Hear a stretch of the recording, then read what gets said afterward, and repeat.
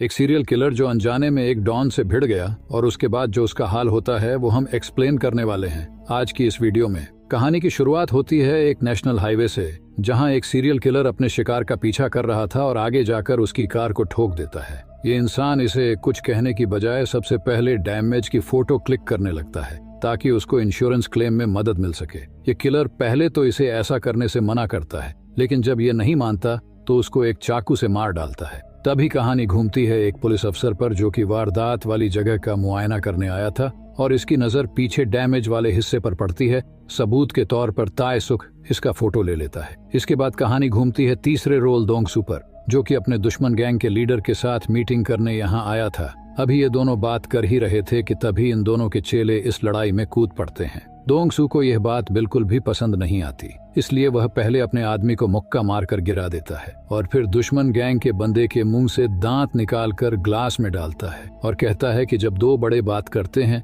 तो बच्चों को बीच में नहीं बोलना चाहिए। दोंगसू का यह रूप देखकर इसका दुश्मन भी डर जाता है और दोंगसू के कहने पर वह उसी ग्लास की वाइन पी जाता है जिसमें उस बंदे के दांत थे। साथ ही ये डील भी फिक्स कर लेता है। इधर तायसुक पुलिस स्टेशन में अपने सीनियर्स को कुछ पिक्चर्स दिखाता है और कहता है कि शहर में कुछ समय से ऐसे ही मर्डर्स हो रहे हैं। ये सब सबूत इस बात को जाहिर करते हैं कि मर्डर करने वाला कोई सीरियल किलर है, लेकिन सीनियर तायसुक की बात पर ध्यान नहीं देता बल्कि गुस्सा होकर उसे बाहर निकाल देता है। इधर हमें दोंगसू दिखाई देता है जो डील फिक्स करने के बाद कार में जा रहा था कि तभी पीछे से दूसरी कार उसे ठोक देती है। बाहर निकलकर दोंगसू को सब कुछ नॉर्मल लगता है, इसीलिए वह उसे जाने देता है और जैसे ही कार में बैठता है तभी यह शख्स इस पर चाकू से घायल कर देता है। ये वही किलर है जो सबका खून कर रहा था, लेकिन दोंगसू इसके काबू में नहीं आता, इसलिए किलर खुद ही सीने में चाकू खाने के बाद इससे बचकर भाग निकलता है। इसके बाद घायल दोंगसू को अस्पताल ले जाया जाता है। दोंगसू की यह हालत देखकर इसके आदमियों को लगता है कि यह दुश्मन गैंग का काम है,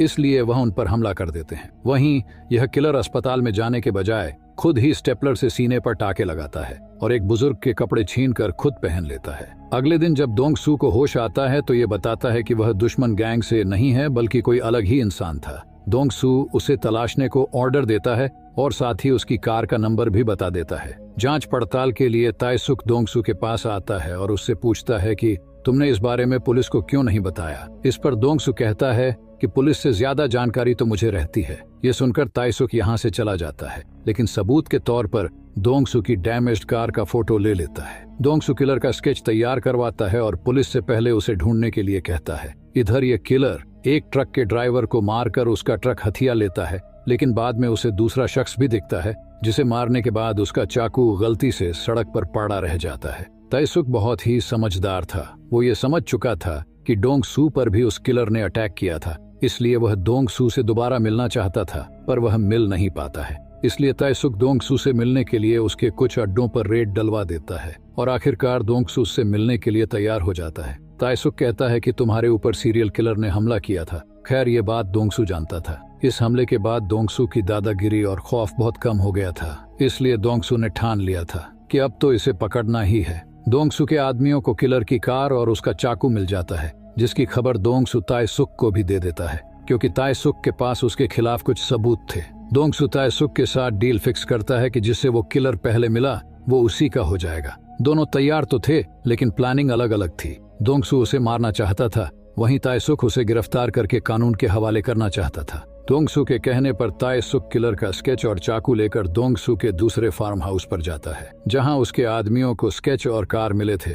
तायसुक यहीं से डीएनए लेकर अपनी इन्वेस्टिगेशन शुरू करता है। इधर दोंगसू अपने दुश्मन, जो कि शुरुआत में दिखा था, उसे मारने के लिए अपने आदमी भेज देता है, क्योंकि दोंगसू की घटती इमेज और खौफ का वह फायदा उठा रहा था, जो दोंगसू को बिल्कुल भी पसंद नहीं था। दोंगसू यहाँ चालाकी दिखाता हुआ वही चाकू रख देता है जो कि सीरियल किलर का था, ताकि नाम सीरियल किलर का आए, उसका नहीं। डीएनए की रिपोर्ट से इन सबको पता चलता है कि इन मर्डर्स का एक ही कनेक्शन है। अब पूरा पुलिस डिपार्टमेंट उस किलर को ढूंढने लग जाता है। तायसुक गुस्से में दोंगसू के पास जाता है और उसके साथ झगड़ने लगता है, क्योंकि वह जान गया था कि उसने ही अपने दुश्मन को मारा था, लेकिन उसने ही किलर का चाकू इस्तेमाल किया। दोंगसू भी उसे अच्छे से सबक सिखाता है और कहता है, मैंने ऐसा क्यों किया, इसका पता तुम्हें जल्दी लग जाएगा। एक दिन जब किलर होटल में खाना खा रहा था, तब उसे पता चलता है कि उसके चाकू से किसी ने खून कर दिया है। अपने नाम का गलत फायदा उठता देख वो गुस्से आग बबूला हो जाता है और लीडर के फ्यूनरल में पहुंचता है, जहां उसे दोंगसू दिखता है,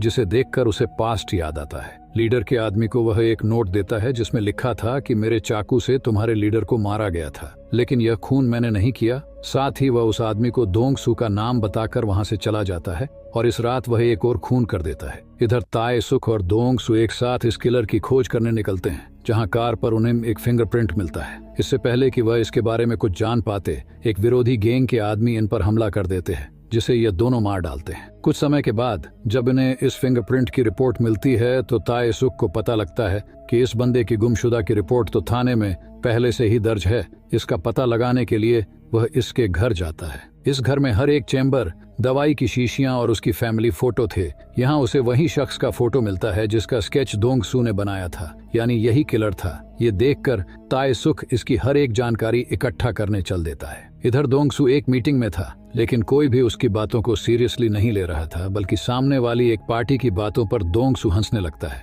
लेकिन फिर गुस्से में उसके मुंह पर थप्पड़ की बरसात कर देता है। इसी बीच ताए सुख को डिपार्टमेंट से एक वॉइस रिकॉर्डिंग मिलती है, जिसे वह दोंगसू को सेंड करता है और इन्हें पता चल जाता है कि यही वह सीरियल किलर है। ताए सुख को पता चलता है कि आखिर वह क्यों एक के बाद एक खून कर रहा है। दरअसल बचपन में उसके पिता उसको काफी टॉर्चर करते थे, जिस वजह से वह मेंटली डिस्टर्ब था। किलर को ढूंढने के लिए दोंगसू ताए सुख के साथ साथ अपने सभी चेलों को उसकी फोटो देकर उसे तलाश करने पर लगा देता है, लेकिन चप्पा चप्पा देखने के बाद भी उन्हें यह किलर नहीं मिलता। कार खराब होने की वजह से एक दिन दोंगसू बारिश में छाता लिए खड़ा था और बस का इंतजार कर रहा था, और इधर एक लड़की बारिश में भीग रही थी, जिसे देखकर दोंगसू उसे अपना छाता दे देता है। तभी यहाँ ताए सुख आ जाता है, जो कि इस लड़की से कहता है कि तुम्हें ऐसे किसी की भी कोई चीज नहीं लेनी चाहिए, कहीं वो कोई क्रिमिनल ना हो। इस पर लड़की कहती है कि मुझे तो आप क्रिमिनल लगते हैं। ये सुनकर दोंगसू हंसने लगता है और ये लड़की दोंगसू को थैंक्स बोलकर बस में चली जाती है। इसी बस में किलर भी बैठा था।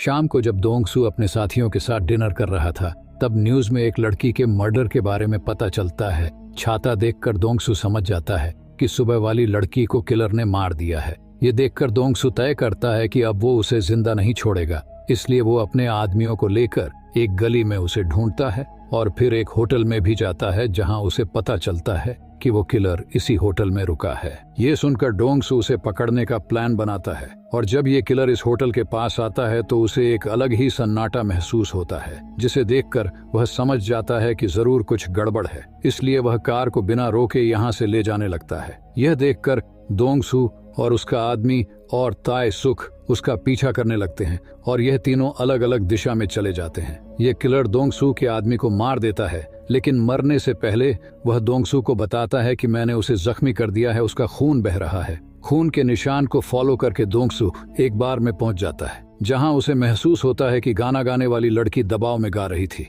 वो दोंगसू को इशारे में बताती है कि किलर अंदर ही है। दोंगसू भी दबे पांव जाकर उसे पकड़ लेता है और उसे फार्म हाउस ले जाता है। इधर ताए सुख भी जान गया था कि किलर दोंगसू के हाथ लग चुका था, इसलिए वह दोंगसू को फोन करके कहता है कि इसे तुम कानून के हवाले कर दो, लेकिन दोंगसू उसे शर्त याद दिलाकर फोन काट देता है और फिर किलर को टॉर्चर करता है, लेकिन किलर कुछ बताने के बजाय हंसता रहता है। यह देखकर दोंगसू उसके टुकड़े टुकड़े करने की सोचता है और उसे आखिरी बार पूछता है कि तुमने उस बच्ची को क्यों मारा। जवाब न मिलने पर वह जैसे ही उसे मारने के लिए आगे बढ़ता है, वैसे ही ताए सुख कार लेकर आता है और उसे टक्कर मार देता है और ताए सुख किलर को लेकर यहाँ से पुलिस स्टेशन जाता है। ताए सुख के साथ किलर को देखकर सब ताए सुख की तारीफ करते हैं और फिर ताए सुख इसे जेल में बंद कर देता है। अगले दिन दोंगसू शांत रहता है, क्योंकि उसके दिमाग में सिर्फ उसी लड़की का मर्डर घूम रहा था। वो बस किलर को खत्म करना चाहता था। इधर अब ताए सुख किलर को जुर्म कबूल करने के लिए कहता है, लेकिन ये किलर अपने दिमाग का इस्तेमाल करके अपने फिंगरप्रिंट को बदल लेता है, क्योंकि किलर को मेडिकल फील्ड की काफी अच्छी जानकारी थी।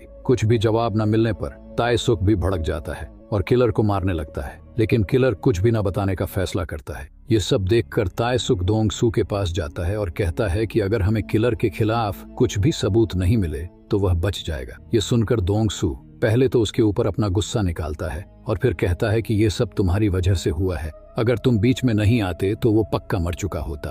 ताए सुख कहता है कि अब पुरानी बातों को छोड़ो और कुछ नया सोचो। दोंगसू उसे यहाँ से भगा देता है और एक नया प्लान बनाता है। अगले दिन किलर को कोर्ट के सामने पेश किया जाता है। यहाँ पर किलर सफाई पेश करते हुए कहता है कि मैं लोगों से कम मिलता हूँ, कम बात करता हूँ, क्योंकि मेरे पिता ने मुझे बहुत टॉर्चर किया था, लेकिन इसका मतलब ये नहीं है कि मुझ पर किलर होने का इल्जाम लगाया जाए। कोई भी सबूत न मिलने की वजह से विक्टिम के पेरेंट्स रोने लगते हैं। इसी बीच वकील एक विक्टिम को बुलाने के लिए कहता है जिस पर किलर ने अटैक किया था, लेकिन वो बच गया। और फिर एंट्री होती है दोंग सू की। दोंग सू जज को बताता है कि इसने ही लोगों को मारा था और मुझ पर भी हमला किया था। इस पर किलर का सरकारी वकील कहता है कि हम एक माफिया की बातों को सच कैसे मान सकते हैं। गुस्से को काबू में रखकर दोंग सू कहता है कि ये सब तुम्हारी फैमिली के संग होता तो तुम्हें पता चलता। किलर अंदर ही अंदर खुश था क्योंकि उसके खिलाफ कोई भी पुख्ता सबूत नहीं थे, लेकिन दोंग सू कोर्ट के सामने स्केच पेश करता है और कहता है कि हमले के बाद यह मैंने बनवाया था। और फिर वह लेटर दिखाता है जिस पर लिखा था कि मेरे चाकू से हमला हुआ था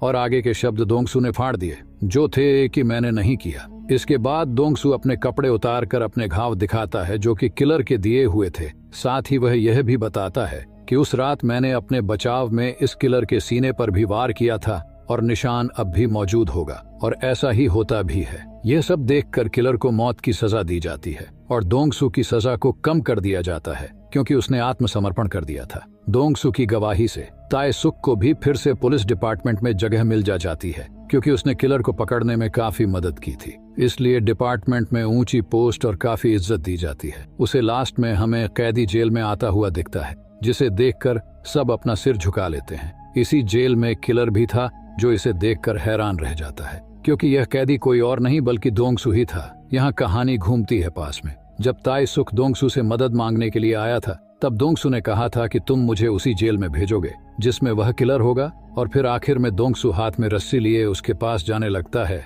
जहाँ किलर नहा रहा था। वो दोंग सू को देखकर समझ जाता है कि मेरा खेल खत्म। दोस्तों, आपको ये वीडियो कैसी लगी हमें कमेंट बॉक्स में जरूर बताएं। अगर वीडियो अच्छी लगी हो तो वीडियो को लाइक और सब्सक्राइब जरूर कर देना। फिर मिलते हैं नए वीडियो में, तब तक के लिए बाय।